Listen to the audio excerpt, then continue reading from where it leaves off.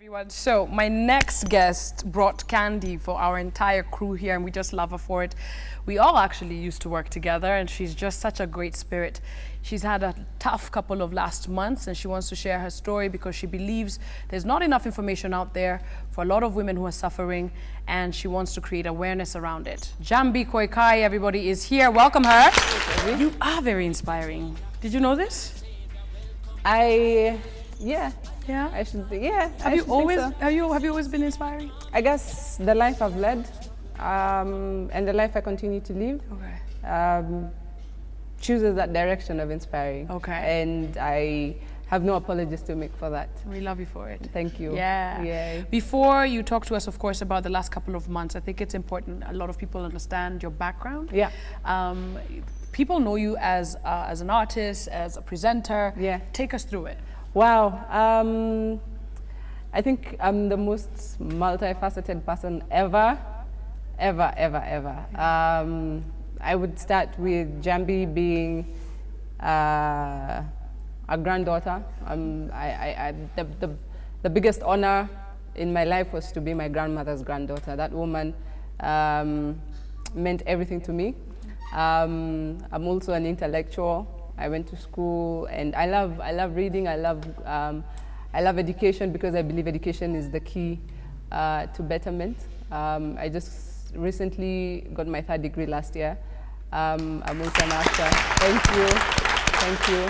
And this is basically to encourage every person out there, every young person that thinks or has the notion that education is not important. It is important. It rids you of some ignorance. Talent pays.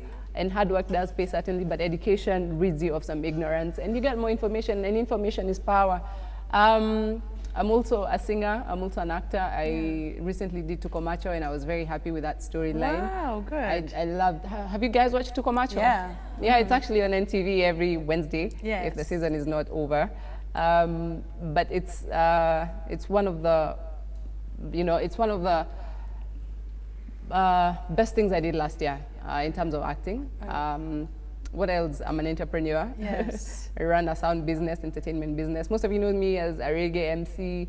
I also have a reggae sound system and a band. So it's a lot of things that I do. It is, yeah. I mean, even finding the time with everything that you've been through, it's important that if you love something that you give it your all. Yes. You give it your all. So you went through a tough time a few months ago. Yes. Tell us about that. Well, it was, how I look at it right now is, it needed to happen. Yeah. It needed to happen for me to understand more about our country, to understand more about our people, to understand more about our systems, and to understand more about ourselves. Yeah. When you go through cancer, first of all, it drains you of your finances. Then you realize we're in a very broken system. Then you are left with no hope. Right. You absolutely have nothing to live for anymore. And for us, it was a double tragedy because my grandmother went through cancer, and I also was diagnosed with endometriosis at the same time. And I needed medical help immediately. I just lost my job. I just got fired from Nation, and so here I am, and this just happened. Every bad thing that could happen happened. Right. Kobi, it's crazy because at one moment you're at the top, thinking that, oh yeah, God is so good to me. Yeah. My career is going on well. I was on TV, I was on radio, and I just actually done about 9-10 years of radio. Yeah. So, and here I am thinking, I'm just about to get to the peak, and then this happens, Then you run out of finances, you need to do, my God, it's crazy. Yeah. You need to fundraise, you need to, you're trying to get medical insurance. You can't be able to be listed for medical insurance because you're regarded as a risk. Right. And what you're going through is not a very big or common condition, so not very many people know about it. So you need to find ways of self-medicating. It's crazy. It's absolutely, it's sickening to say the least. Yeah. The healthcare system in this country. Absolutely, and I mean we are in a situation where things need to change. They're not Yes. Looking at your life from just before the diagnosis Yeah. to that moment when the doctor tells you this, and then Yeah. you realize, okay, actually, this is it. Yeah. Has been a fear, now it's happening. Yeah. Take us through that. What went through your mind? I first underwent 3 lung surgeries. My lungs collapsed 3 times. Yeah. Then when I went for the 3rd surgery, you know, the chest specialist was like, I don't understand why this keeps on recurring. You know, I don't understand why, you know, your lungs keep collapsing. And I was like, I don't know either. I wouldn't know because I'm not a doctor, because that's why I'm here anyways. So he prescribed something that didn't work. And then immediately after that, 3 weeks after that 3rd surgery, I had another lung collapse. So I was on TV fundraising for my grandmother. I remember. I was like, you know what, I didn't care, this is not about me anymore, it's about my grandma. So while you were fundraising, you were actually already, you knew? Yeah. Oh. I had the lung collapse, but I didn't know what the problem was. Okay. And if the doctors as well didn't know what the problem was. So I was on TV fundraising, and then this girl hit me up on Facebook and she said, you know, Jambi, I know what you're going through. I've been through that same condition. I'd like to refer you to my gynecologist. And I will forever be grateful to this lady. She has the name, she's called Cindy. Yeah. So Cindy, you know, Cindy sent me to Dr. Patel at Aga Khan. I went, got checked, and that's when he diagnosed me with pelvic endometriosis. Okay. And most people don't understand what endometriosis is. You know, in layman's language, people would think it's just painful periods. Yes. And for the ladies, I'd like to say, and for the men as well, a period should never be painful. You know, if it's painful, you need to get checked. You need to seek medical attention, because this certainly leads to other reproductive health issues, infertility, endometriosis, and very many other culminating issues that come from, you know, the lesions that surround your ovaries and, you know, aid in menstruation. And most of these things go unchecked, yes.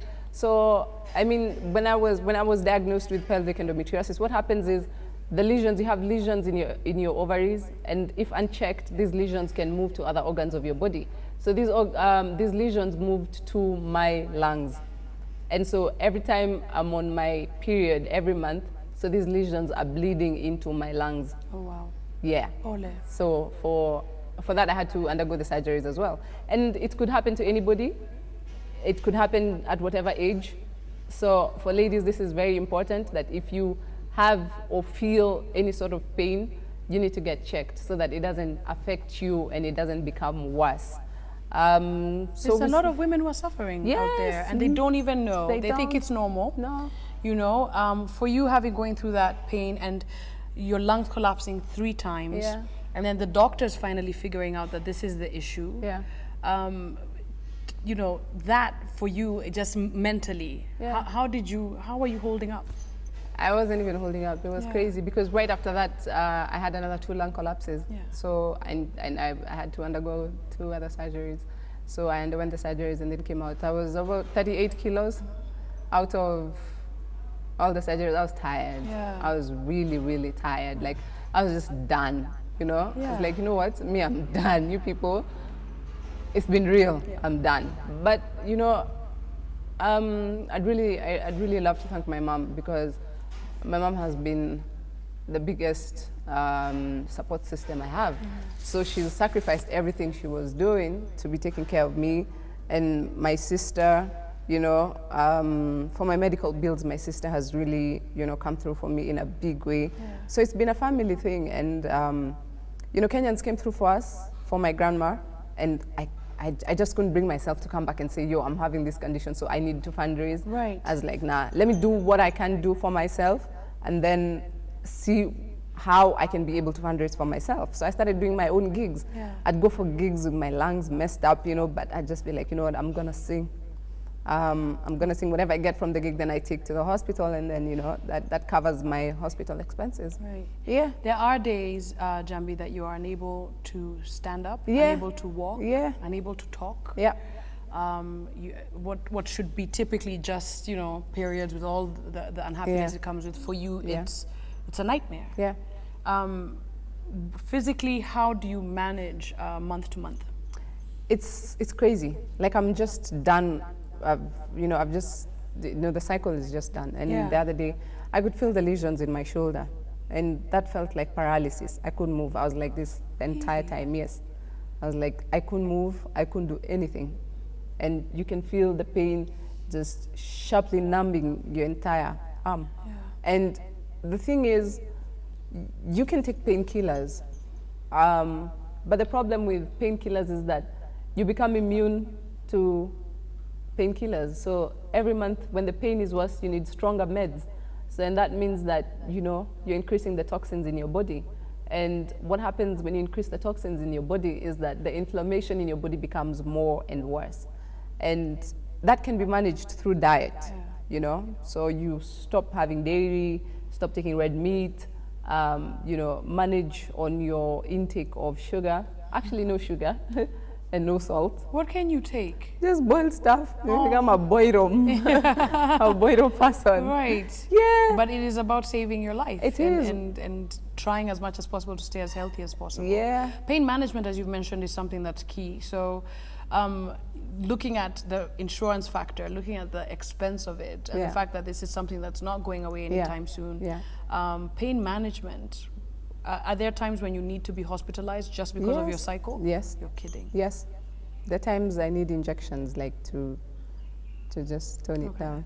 But I thank God I haven't been in hospital for the last, I haven't been hospitalized, like proper hospitalized for the last few months. Right. I've been managing it through diet. So that's all right. Yeah. Thank you. Looking at, of course, everything and everything you've been through, coming from such a high peak, and then also having the national platform where you spoke about your grandmother. Yeah. Did you go into depression? And tell us a little bit about that dark phase and how you crawled out of it. Kobi, I don't even know how to describe it, because one morning you wake up and you don't want to get out of bed and you just want to lay in your bed and just shut out from the world, and you don't want to see anybody, you don't want to talk to anybody, and you keep asking yourself, what is this? And asking God, what did I do to deserve this? I've been a good human being, I've been kind, I've been of service to people. Well, sometimes I didn't go to church, but you ask yourself, what more could I have done? Yeah. What more should I have done? Yeah. Or what else can come my way now? Because this is too much. But then you realize that things happen in your life for a reason. I've been a voice for a very long time, and I realized that my voice needed to be heard in a different way. And this happened because there are millions of women suffering in this country and they have no voice. And I believe I went through this to be that voice. Because my pain is felt by every other woman. The pain of an infertile woman, I would understand. The pain of a young girl going through menses, somewhere in Samburu, not knowing what they're going through, but they have this crazy pain, I would know. The pain of a mother seeing her daughter breathing there and not knowing what to do, I would know. And the pain of not knowing what you're suffering from, and the pain of seeing doctors, on strike, yet the government would do something to make sure that, they would be in hospitals, that the healthcare system is taken care of. The pain of seeing that our system would actually fund doctors and fund our medical students for more research into diseases like this so that we would be able to find a cure. Exactly. Yeah, these are things that we would be able to do. It is my right. Yeah. I am a Kenyan. I'm not only a voter, I'm a Kenyan. Absolutely. Yes. Absolutely. Yes. And it is everyone's right. Yeah. So I see our leaders going all out and telling us to vote and pick the votes. Don't come to me right now. I'm not a voter. This is when you have the need for Kenyans and the need for people. We're not only voters, we're Kenyans, we're human beings just like you. And the fact that, the problem is we have distanced ourselves too much. This is a problem of the poor versus the rich, or this is a poor of the middle class, or this is a problem of the upper class, or, But sometimes tragedy never chooses anybody. Yeah. Tragedy befalls any man. You would probably, you who are the high and mighty in society or whatever, would probably be somewhere and get an accident. And wherever you are, people don't know you as Heshimiwa, and you end up in a level 5 hospital where there are no doctors and the blood banks are dry and you need blood immediately. What happens? What happens to you? You die as people watch, and you are part of a system or a part of a government that will be able to enforce change, you know? These are basically human rights. Yeah. And like the late Wangari Maathai said, human rights are not things that can be served on a silver platter. People need to fight for them because there are people who just don't believe that other humans are human and they have rights. So, and healthcare is something serious. I mean, I've gone through it, I'm living through it. It's expensive, it's draining, it's sickening, it's depressing. It's sad. Yeah. It's sad. Absolutely. Yeah. You know, guys, earlier when we were getting our makeup done, yeah, by the lovely team from Makeup by Rose, Jambi told me, she said, Kobi, you know me, ni mtoto wa Yesu.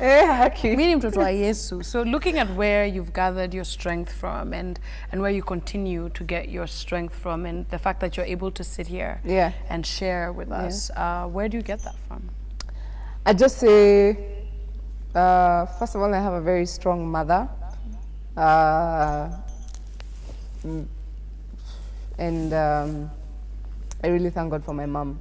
That I'm gonna cry. It's okay. You can cry. This is the place to do it. I can tell you that for free.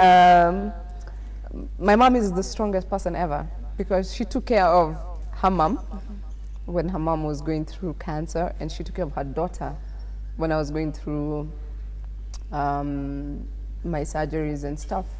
And she still continues to take care of me. And here you go, sweetheart. Thank you. You're welcome. And my sister is... Take your time. Take your time. I'd also say I have a very strong sister. Yeah. You know, they've stood up for me. I was the strongest person, you know, but it's okay, darling. And you know, here's the thing, like, you were strong, and that's why there's so much strength that has found you. Yeah. Strength has found you because you've been strong for other people. Yeah. You know, and Jambi, I can definitely tell you that your strength today, and you being here today, and sharing your story, there are people who are watching who didn't have a glimmer of hope until now. Until now. There's a lot of awareness that needs to be around this condition. There's very, very many women who are suffering actually who don't know. They think it's normal. What would you say if the cabinet secretary, the president, was sitting here, the cabinet secretary for health, in terms of dissemination of information, access, what would you like to be done so that at least there's a solution in sight? First of all is just make healthcare cheaper. It's expensive. Just consultation fees to see a gynecologist ranges between 6,000 to 8,000 shillings. That's consultation. You haven't even been told what's going on in your body.